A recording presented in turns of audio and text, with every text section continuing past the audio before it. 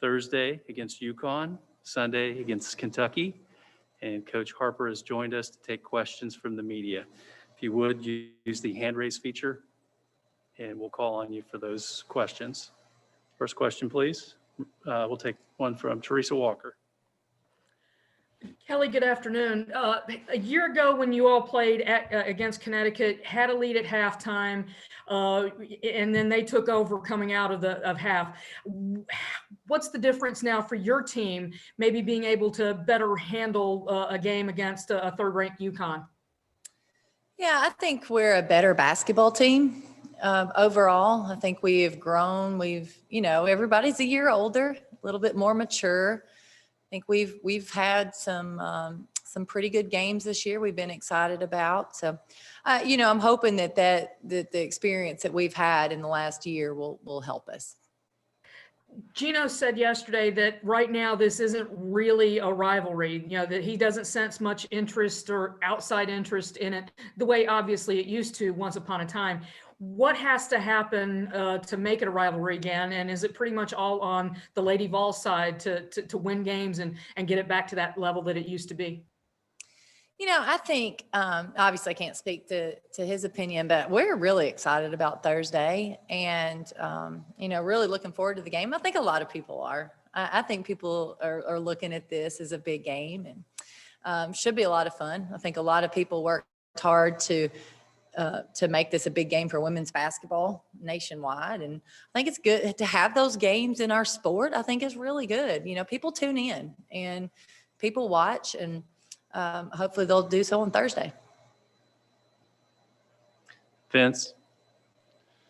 Kellie, do you have interest in continuing to play UConn even beyond this year and that home and home from last year and this year? Oh yeah, I think we definitely have interest there. I think we'd have to talk through, logistics and what that will look like. But yeah, we're definitely willing to have those conversations. And what are the things that you see in this UConn team that might be different, if at all, from past UConn teams, even the one you saw last year? Well, I think they're so similar, and they're just so sharp and fundamentally sound on both ends of the court at every position. And to me, that when you see their team play, they're identified by those characteristics. That hasn't changed. Maria. Coach, what are some of your memories of the Tennessee-Connecticut series from playing in it? I think for me, some of the biggest memories are just the fans and how passionate both sides are about this game, and how much they enjoyed not liking the other team. They love that part. And, I think both sides, could really have a lot of passion and a lot of emotion in that game. So I remember that. And then obviously just some specifics, just some talented players on both ends, some fantastic games, big plays made. But there were some good ones. Doug Feinberg.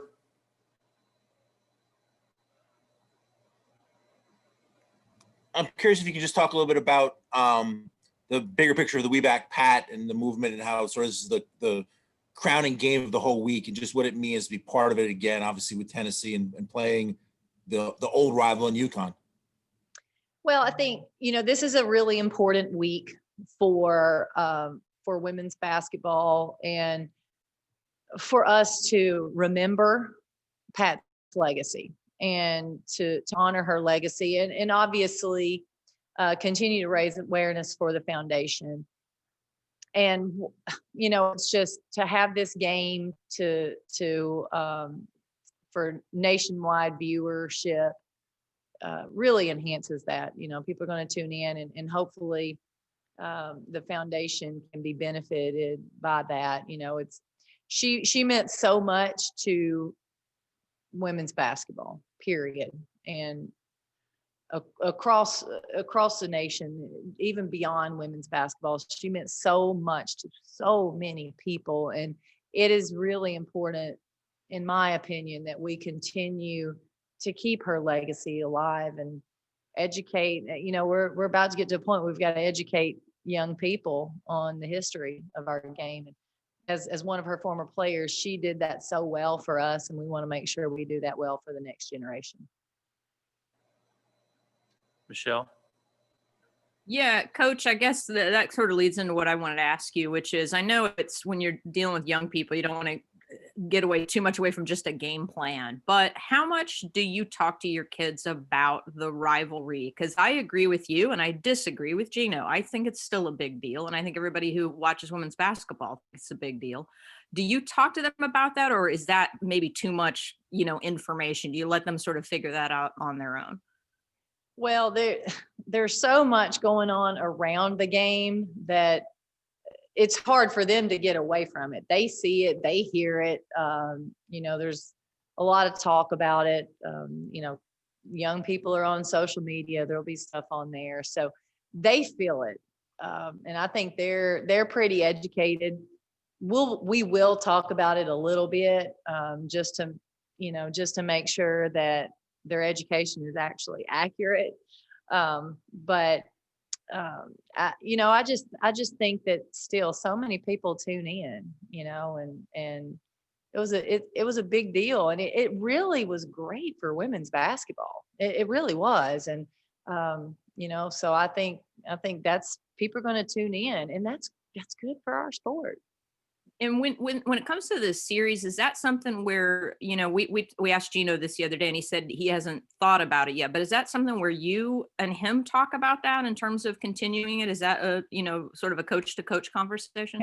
I'll be honest with you, I'll have to answer very similar to him. I haven't thought about it either. We've got so much going on this year that somebody asked me about scheduling next year, and I told them they were crazy right now. We're trying to schedule for next week. So, we've got a lot going on, but that'll be something that hopefully we can figure out how to go about those, if those are conversations. We get administration and coaches involved. I think those will definitely happen. We'll see. We'll see if the series continues. Thank you. Maria? Coach, speaking of scheduling, obviously you just had the change today that you'll now be playing Kentucky on Sunday because Vanderbilt has ended their season. You mentioned flexibility. Is that just part of it? I mean, you just got to be ready to, like you said, the schedule just changed this week. Is that just part of this season? It is. It really is, Maria.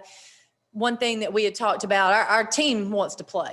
They want to play games, and I just made sure our staff is ready to be able to turn a scouting report around quickly if need be. I think people are paying attention to their teams a little bit sooner than maybe they normally would in a normal year.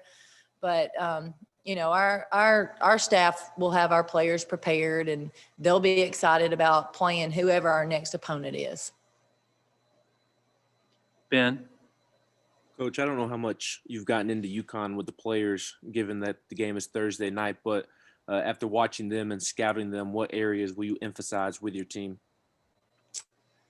Well, I think we have not yet gotten in too much detail with our team, but I think, the first thing, guarding the entire court with them, their spacing is terrific. And they're fundamentally sound. So you've got to be able to guard all people on the court at all times. Offensively, for us, taking care of the basketball, making sure we get good looks, I think it's going to be really important. For us, we're just going out to be the best team we can be and be as prepared as we can be to walk out there. And we're excited about competing. Vince? Kellie, what are some areas you think you've made the most progress on the court with your team this year? I think for us, there is a greater understanding of what we're trying to do.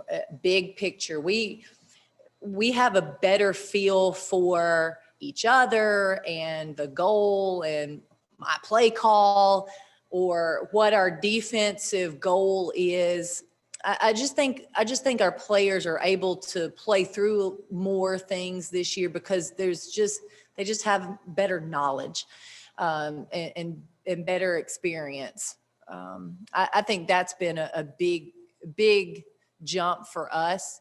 Their focus has been better. And I tell you, we've shown some competitive moments that I've been really proud of as well. Just a quick follow-up. I asked Rick this yesterday. Players overthinking on the court. How much do you find that at times that, players might want to do the right thing or really try to be unselfish or whatever, that maybe their mind ties their feet? Is that still something you battle with the team?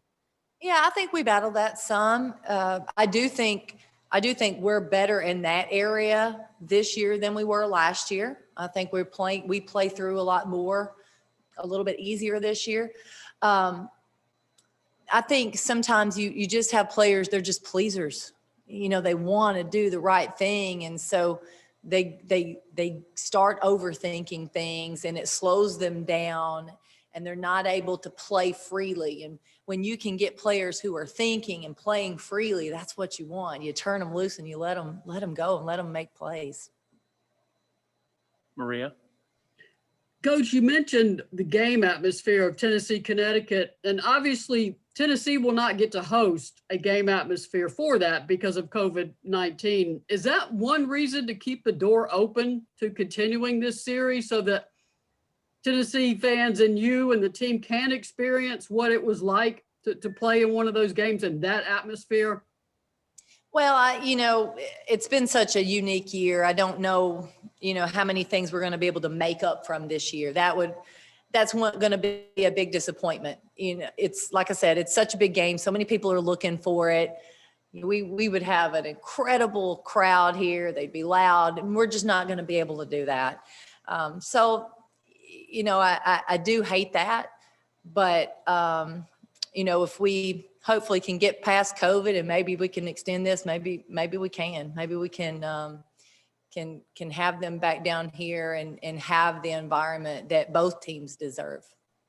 Quick follow-up about the game and point guard play. I know you're not on social media, but I pretty much have it microchipped into my skin at this point. I'm on all of it.